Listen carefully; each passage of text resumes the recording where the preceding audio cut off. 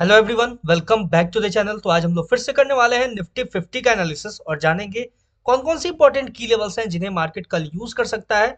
यानी कि थर्सडे को जब मार्केट ओपन होगा तो आपको किस डायरेक्शन में मूव करता हुआ नजर आ सकता है, कौन कौन से इंपॉर्टेंट की लेवल्स हैं जिन्हें टैप करता हुआ नजर आ सकता है। ध्यान से देखो, आपके स्क्रीन पे जो नजर आ रहा है ये है मेरा प्रीवियस एनालिसिस। इसको मैं थोड़ा सा एक्सप्लेन करूंगा आपके सामने। उससे पहले करना आपको ये है, वीडियो को स्टार्टिंग से लेके एंड तक देखना है। चैनल पे नए हो तो सब्सक्राइब कर लेना, क्योंकि आपको मेरे चैनल पे डेली एनालिसिस मिलता है निफ्टी 50, बैंक निफ्टी, गोल्ड और बिटकॉइन का। इसके साथ ही मैंने free price action course launch किया हुआ है। अभी तक आपने नहीं देखा तो उसको जाके आप चेकआउट कर सकते हो। डिस्क्रिप्शन में आपको लिंक मिल जाएगा, या फिर डायरेक्ट चैनल पे विजिट करके आप एक बार उसको चेकआउट कर सकते हो। ध्यान से देखो, ये जो मैंने एनालिसिस किया हुआ था, ठीक है, मैंने बोला था कि ये जो अपसाइड का ये इंपॉर्टेंट की लेवल है, अगर मार्केट इसको टैप करके रिजेक्शन देता है तो हमें कंटिन्यू मार्केट डाउन साइड के लिए अप्रोच करता हुआ नजर आएगा। लेकिन मार्केट उस लेवल पे अप्रोच नहीं करता है, ठीक है। सिंपल हमें क्या करना था, वेट करना था। किसका वेट करना था? मैंने आपको बोला था कि जब मार्केट ये जो लेवल है, ठीक है, ध्यान से देखो, ये जो इंपॉर्टेंट की लेवल डाउन साइड में मैंने इसको मार्क किया हुआ था, जैसे ही इसको टैप करके रिजेक्शन देगा, आपको मार्केट कंटिन्यू अपसाइड के लिए आपको स्कैल्प मूव प्लान करना है। मैंने इस चीज को पर्टिकुलरली मेंशन किया था कि स्कैल्प मूव प्लान करना है। कब तक प्लान करना है? जब तक मार्केट एक स्टेबल कंडीशन में नहीं आ जाता। आप खुद एक चीज सोच के देखो कि इसके बीच में ये जो मूवमेंट है, ठीक है, ये जो आपको कुछ दिन से ये जो मूवमेंट नजर आ रहा है, इसमें आप क्या स्कैल्प सॉरी क्या इसमें आप पोजिशनल मूव कर पाओगे, ठीक है, या फिर क्या इसमें आप पोजिशनल ट्रेड ले पाओगे? क्या आप प्रॉफिटेबल कोई पोजीशन क्रिएट कर पाओगे बाई साइड या सेल साइड के लिए? नहीं कर पाओगे, ठीक है। इसलिए मैंने बोला था कि आपको पोजीशनल मूव में नहीं जाना है। जब तक मार्केट स्टेबल नहीं होता है तब तक हम सिर्फ मार्केट में स्कल्प मूव को ही प्लान करेंगे। सेम बैंक निफ्टी हो या सेंसेक्स हो या निफ्टी 50 हो, ठीक है। इसीलिए मैंने आपको पर्टिकुलरली 2 दिन पहले मैंने आपको वार्न किया हुआ था कि पोजीशनल मूव में नहीं जाना है, ठीक है। पोजीशनल मूव में इसलिए नहीं जाना है क्योंकि मैंने जो 30 मिनट के टाइम फ्रेम पे एनालिसिस किया हुआ था, 2 दिन का जो मेरा एनालिसिस था, मार्केट ने अपने लेवल को टैप किया, लेकिन जो एक्सपेक्टेशन था कि पर्टिकुलर पॉइंट ए से पर्टिकुलर पॉइंट बी तक मार्केट को ट्रेवल करना था, वो मार्केट ने ट्रेवल नहीं किया और मार्केट टर्न हो गया, वापस टर्न हो गया। इससे ये इंडिकेशन मिलता है कि मार्केट में अनसर्टेनिटी है, तो हमें लोअर टाइम फ्रेम पे अपने स्कैल्प मूव को सिर्फ कैप्चर करना है। क्लियर हो चुका है? तो अभी भी मैं जो एनालिसिस करूंगा वो आपको स्कैल्प मूव ही उसमें कैप्चर करना है। ध्यान से देखो, मैंने आपको ये जो डाउन साइड का लेवल मार्क किया हुआ था उसको मैंने आपको बताया था कि जैसे ही मार्केट इसके डाउन साइड के लिए आपको ब्रेकडाउन देता है, देखो सबसे पहले तो बताऊं मैं आपको, ये देखो, ये मार्केट ओपन हुआ, डाउन साइड के लिए आया, यहाँ पे आपको एक इंपॉर्टेंट कैंडलस्टिक पैटर्न देखने को मिलेगा, ठीक है, जो है बुलिश कैंडलस्टिक पैटर्न। ध्यान से देखो, hanging man with a marubozu candle देखने को मिलेगा। जैसे ही मार्केट ने इसका फॉर्मेशन किया, क्या था प्लान कि जैसे ही इंपॉर्टेंट की लेवल का रिजेक्शन होगा मार्केट में, वैसे ही हमें अपसाइड के लिए एक स्कैल्प मूव प्लान करना है।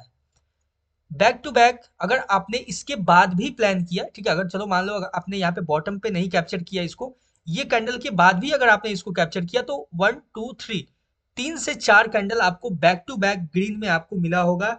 और बहुत अच्छा पॉइंट दे के जाता है 3 या 4 कैंडल अगर आपको 5 मिनट का अगर ग्रीन में लगातार कैप्चर होता है तो, ठीक है। 3 कैंडल्स 5 मिनट का, यानी कि 15 मिनट का वो ट्रेड होता है पर्टिकुलरली बोला जाए तो, ठीक है, सिंपल। अब देखो मार्केट क्या करता है कि डाउन साइड के लिए आता है, इसका ब्रेकडाउन देता है। मैंने बोला था जैसे ही इस लेवल का ब्रेकडाउन होगा सिंगल कैंडल, आपको ध्यान से देखो, पहले ही कैंडल में यहाँ पे सिंगल कैंडल ब्रेकडाउन देखने को मिलता है।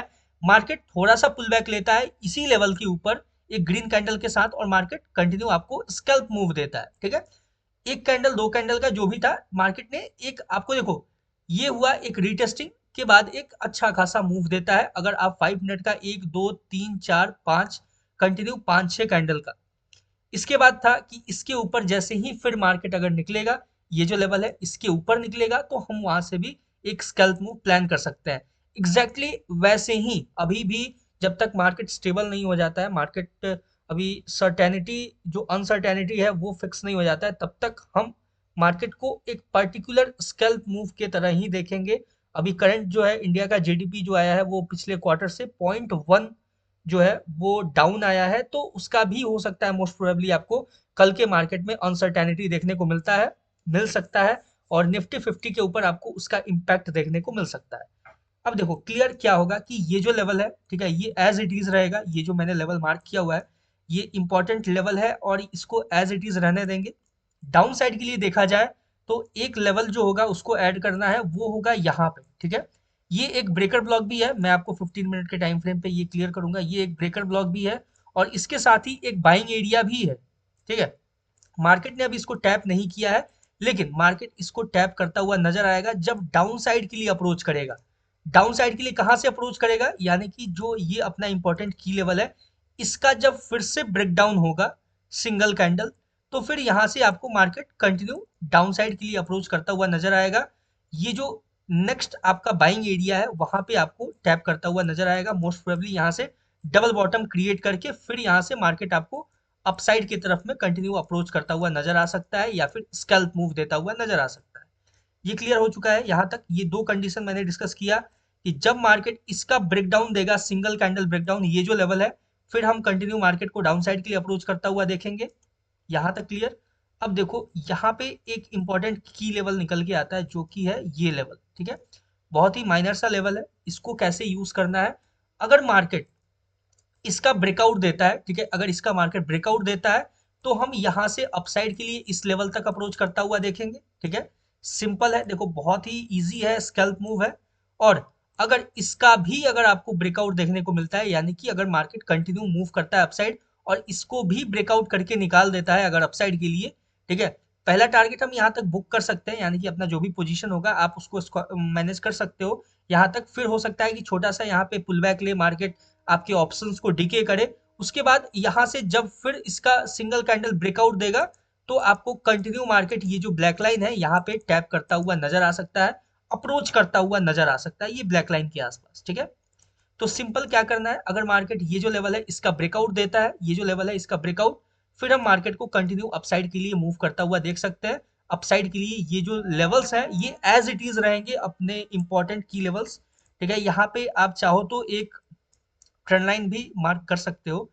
ट्रेंड लाइन देखा जाए तो कुछ इस तरीके से निकल के आएगा ट्रेंड लाइन।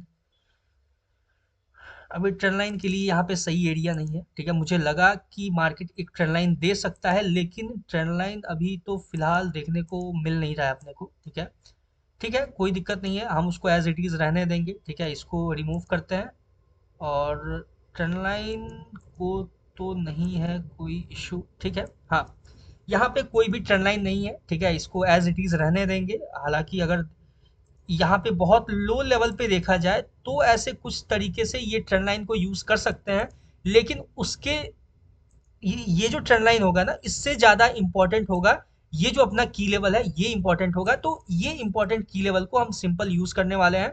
मार्केट जब इसके नीचे ब्रेकडाउन देगा तो डाउन साइड के लिए स्कैल्प मूव, इसके ऊपर ब्रेकआउट देगा तो अपसाइड के लिए स्कैल्प मूव, इसका इसको भी अगर ब्रेकआउट करता है, ठीक है, ध्यान से देखना, मोस्ट प्रोबेबली मार्केट आपको ये जो लेवल है इसको यूज करके कंटिन्यू डाउन साइड की तरफ में एक अच्छा खासा सेलिंग देखने को मिल सकता है। इसीलिए मैंने बोला कि जब इसका ब्रेकआउट होगा तभी हम अपसाइड के लिए इस लेवल पे अप्रोच करता हुआ देखेंगे, अदरवाइज सिंपल हम इग्नोर कर सकते हैं, ठीक है।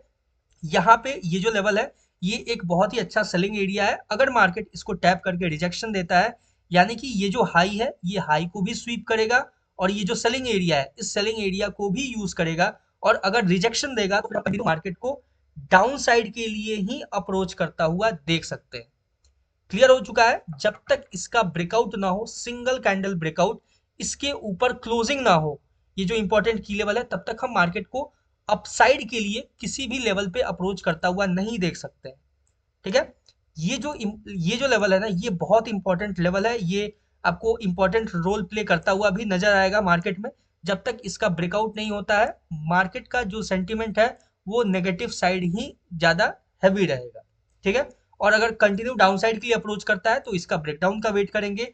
अगर मार्केट इस लेवल को टैप करता है, इन केस अगर इस लेवल को टैप करके रिजेक्शन देता है, तो छोटा सा हम अपसाइड के लिए भी अपना यहाँ पे स्कैल्प मूव प्लान कर सकते हैं। यानी कि जो ओवरऑल सिनेरियो है ये आपके सामने लेवल्स है, मार्केट कैसे उसको रिएक्ट करता है, कैसे यूज करता है, हमें वो देखना होगा, अपने कंडीशंस के फुलफिल होने का वेट करना होगा और सिंपल उसके ऊपर अपना स्कैल्प मूव प्लान कर सकते हैं। ये है बहुत ही सिंपल सा निफ्टी 50 का एनालिसिस। आई होप आपको समझ में आया होगा, बहुत ही अच्छे से क्लियर हुआ होगा। अगर इसमें भी कोई कुछ डाउट है तो आप बता सकते हो, मैं नेक्स्ट वीडियो में उसको कवर करने का, क्लियर करने का कोशिश करूंगा। मैंने ऑलरेडी बैंक निफ्टी का भी डिटेल एनालिसिस किया हुआ है, उसको आपने नहीं देखा तो जाके चेकआउट करना। गोल्ड भी अपने एनालिसिस के अकॉर्डिंग परफेक्टली मूव करता हुआ नजर आ रहा है, उसको भी जाके आप चेकआउट कर सकते हो। All the best for your Nifty 50 trading. मिलते हैं नेक्स्ट वीडियो में, तब तक के लिए थैंक यू।